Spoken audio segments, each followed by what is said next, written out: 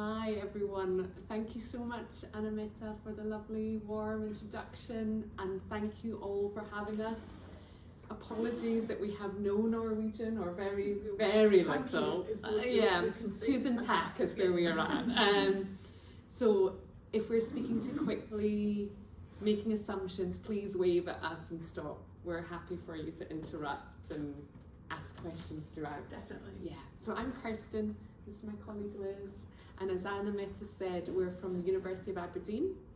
So we're going to talk to you a little bit today about what this thing, inclusion, is like in Scotland, and give some examples of how we try and enact inclusive approaches in Scotland. And I think there might be some similarities, but I think there's also some huge differences, so that might be interesting for us to talk about. Okay?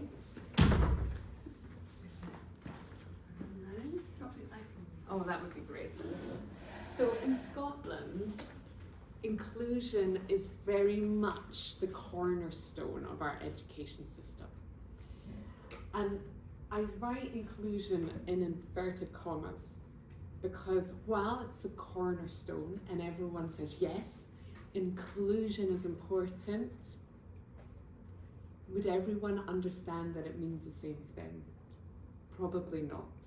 So it's one of these things that's spoken about, it's talked a lot about, but is it understood, and do we have a shared meaning of inclusion and enact it in the same ways? Probably not. So this is sort of one of the tensions in the Scottish system. I'm going to talk to you about some of the policies. Next slide, please, Liz. The legal landscape in Scotland, which is supposed to inform practice of what happens in schools. So this is a little bit of a timeline from the year 2000. I'm not going to go through all of these in detail. I'm going to just pick some of them out. But it just gives you a sense of where and how inclusion is being brought into the legal structures in Scotland and how that impacts on the education system and what's happening in schools. So the first bit of that context I'm going to talk to you about is the Standards in Scotland School Act, and this came about in the year 2000. And this act brought in the legal requirement that all children should have the right to be taught in a mainstream school. Okay, and that followed the UNESCO guidance and things like the Salamanca Statement that you maybe are aware about. So it's this sort of presumption of mainstreaming unless children and families want otherwise.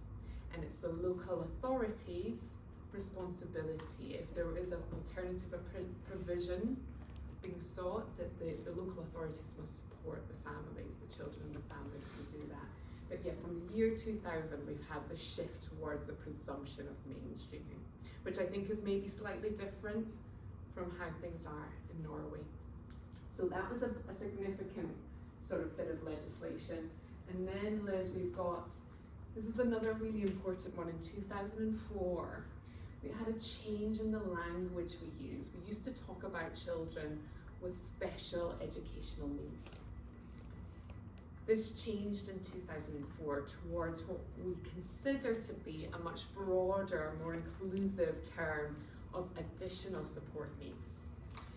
And that was significant because that means that any child, any young person can have additional support needs. And it could be for a long time, or it could be for a short time. So we could say a child with a particular disability, we could consider to have additional support needs, or a child who perhaps is grieving for a shorter period would have additional support needs for that time. So this language shift was quite significant. Now, some might argue that it still doesn't go far enough. It still creates a slight deficit due to the emphasis on needs.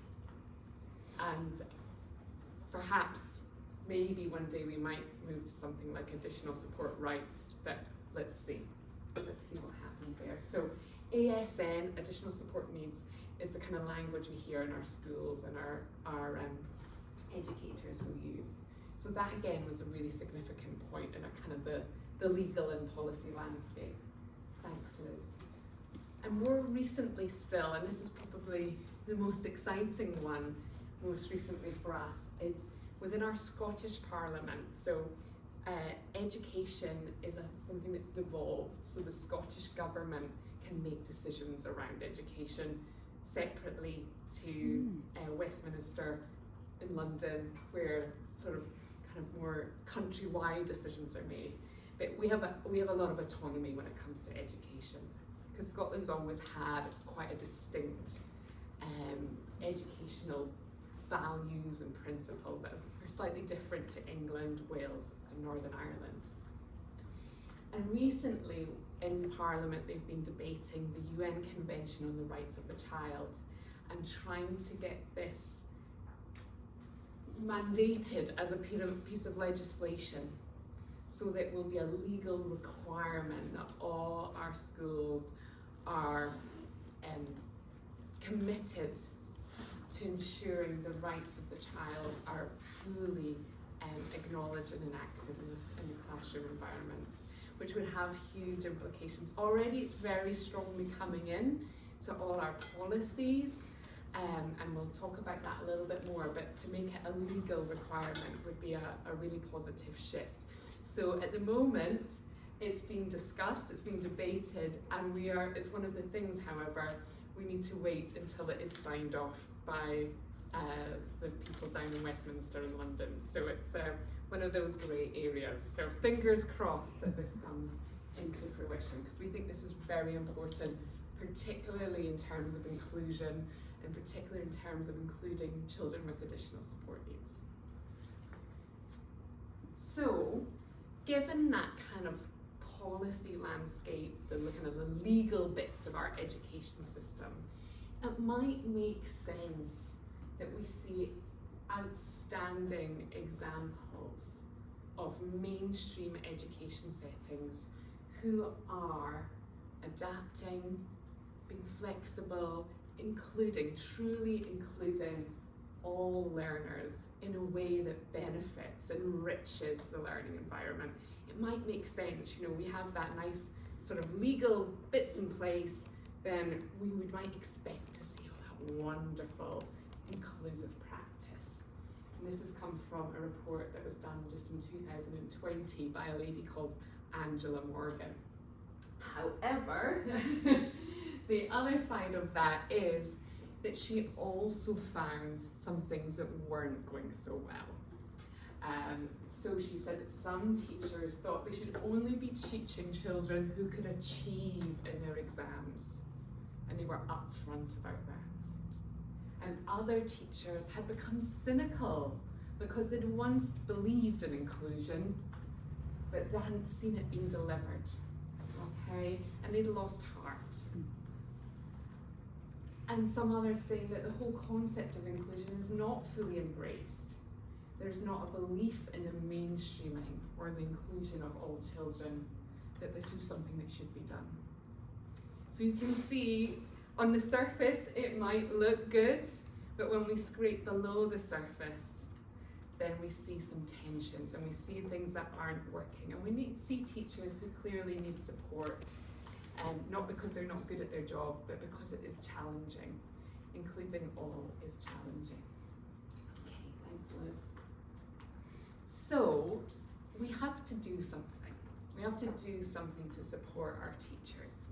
So I'm part of a group called the Scottish Universities Inclusion Group. And we represent every university in Scotland that teaches teachers. And this is where the first version of the framework was 2014, which I wasn't involved in. I've just been involved in the more recent one. But what we did is we got together and thought, right, how can we best support the teachers who are losing heart, who aren't sure what this inclusion thing should look like and should feel like in practice.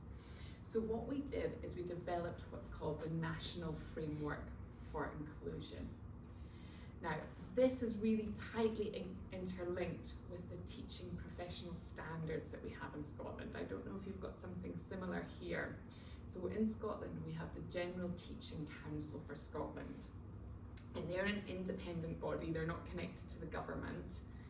And what they do is they make sure that every teacher in Scotland who's registered as a teacher, and you have to pass your qualifications and your teaching placements, that you maintain and keep up a certain level of professionalism or professional standards. So these are things that teachers have to use to reflect on and work with all the time anyway. So we thought, hey, why don't we try and build the national framework for inclusion around those professional standards, so it's not something extra, another thing. We know teachers are busy enough as it is. They don't need more stuff to do. But if we could build a framework for inclusion around those professional standards, that might help.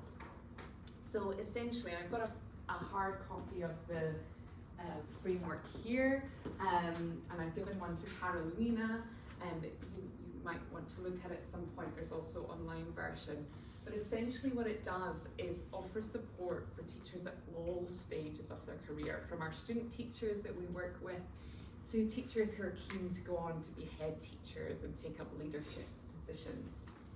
And it's about supporting them to their decision making in the classroom. We start on the basis that teachers are capable, that the teachers are professionals and know their context and their children better than anyone else. And we know with inclusion that it's very context dependent.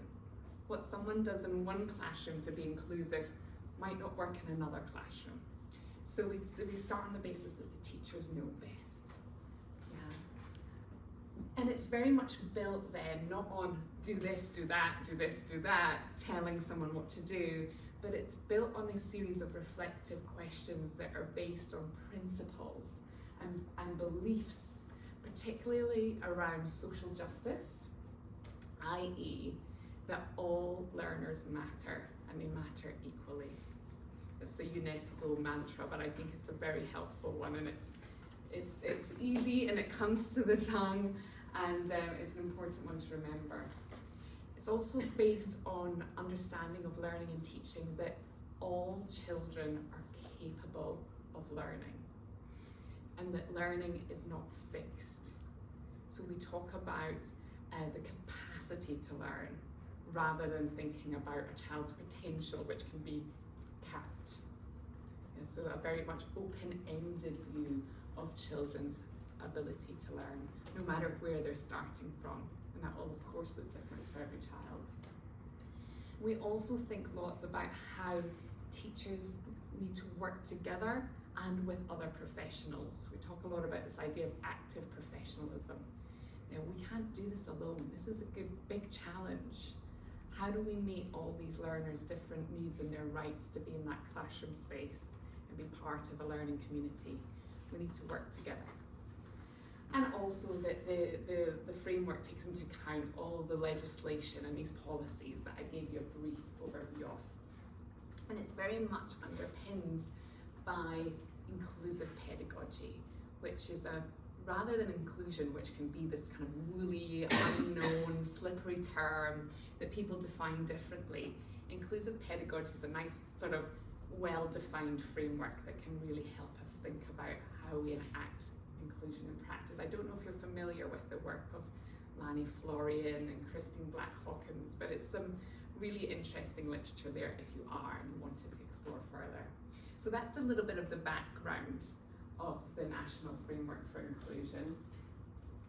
And this is what it looks like in a physical format. And there's a link here. We can send you these slides. There's a link here at the bottom that can let you tap into it. But I just wanted to show you this page, and this is all the universities who are involved in developing it. And I think that's something to be incredibly proud of, because often with universities we can be seen as being in competition with each other. Who's the best? Who's at the top of the league table? Who treats their students the best? And actually we come together collaboratively to work on this, and we refresh it every time the teaching professional standards are refreshed. So I think that's something that we really give a lot of value to. Thank you, Liz. So as I said, we work from the basis that teachers are capable and know their context, know their students so well. So we just build on teachers' natural disposition to reflect on their practice. So what we do with the framework is we encourage a sort of a staged reflective process. So starting at number 1 there, thinking about what are you good at? What's going well for you and your children and your young people? Is it your relationships with them, relationships with their family? Is it your use of materials in the classroom, the use of space, whatever it is, what are you doing well? Because I think teachers are so bad at thinking about what they're doing well. Then we go on to think, okay, what can we develop further? Where are there tensions? Where are there difficulties? What's not working in our classroom community? And then what we do is encourage the teachers to look through the questions within the framework and think, okay, how can I use that as a basis for reflection? And how can that support my practice and engage in a process of critical reflection on their own or with others? That's probably better.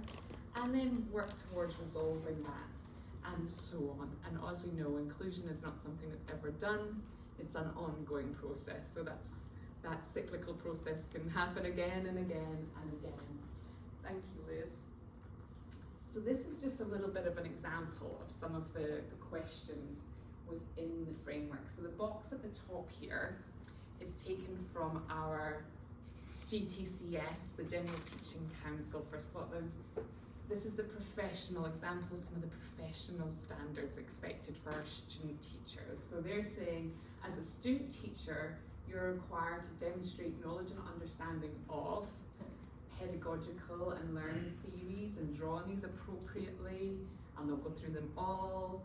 And they're required to have knowledge and understanding of the stages of learners' cognitive, mental, social, emotional, physical, psychological development and their influence on their learning and well-being.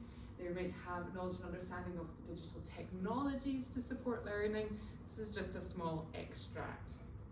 So building on that expectation within this, within the framework for inclusion, we kind of take those expectations, but kind of try and nudge them towards a more inclusive stance. So we ask, okay, so what pedagogical theories and practices do I rely on? In what ways do these promote inclusion? What ways might they hinder inclusion? Am I too fixed to one particular theory and I've not explored others that might be more supportive of different learners in the classroom?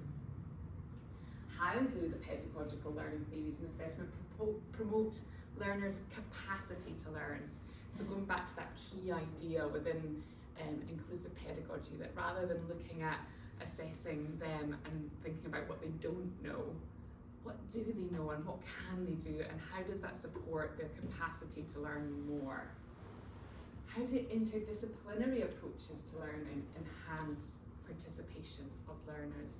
There's a big emphasis on interdisciplinary learning in Scotland. Liz is going to bring that to life for you. But how do we use interdisciplinary approaches in a way that enhances children's participation, everyone's participation within the classroom community? And how do I respond to learner differences in ways that enable all to participate in learning? So we talk a lot about, within inclusive pedagogy, okay, I might need to do X or Y for this child or this group of children. How could I extend that to the whole learning community so that they're not stigmatized or othered for being different? So it's trying to accommodate differences in an inclusive and affirmative way. So that's just some of the examples of the type of questions we ask within the framework. And I think that brings me to the end of this section.